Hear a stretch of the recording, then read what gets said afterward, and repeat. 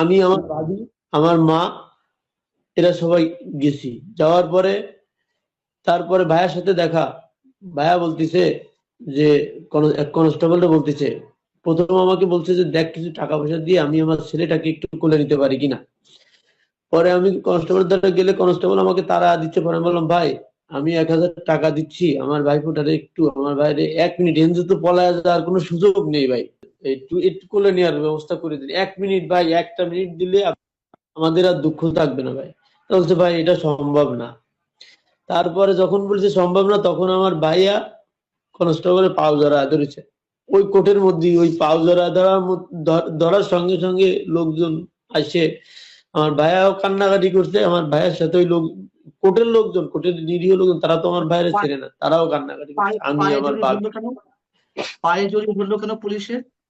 পায়ে জড়িয়ে পায়ে জড়িয়ে ধরলো যে হ্যান্ডকাপটা একটু খুলে দিয়ে আমার ভাইপোটাকে একটু কোলে নেবে, তার ছেলে তার সন্তানকে একটু কোলে নেবে, মানে এক মিনিটের জন্য একটু কোলে নেবে।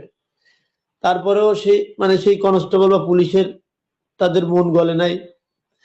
তারপরে আপনার যখন জজ সাহেবের কাছে গেল, জজ সাহেব বললো যে জজ সাহেব আপনার সাথে আমার একটু কথা আছে। তো সে বলেন।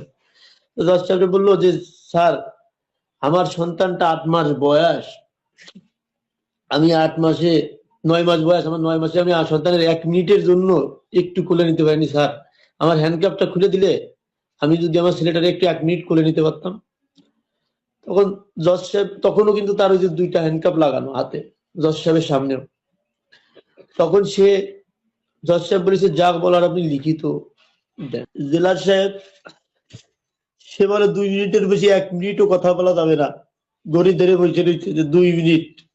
পরে রিকোয়েস্ট করে আমরা বললাম তাহলে 2 মিনিট না, আপনি 10টা মিনিট দেন, ওর ছেলেটারে কোলে নিতে পারে নাই, আপনি 10টা মিনিট দেন। বলেছে না, তাহলে দেখা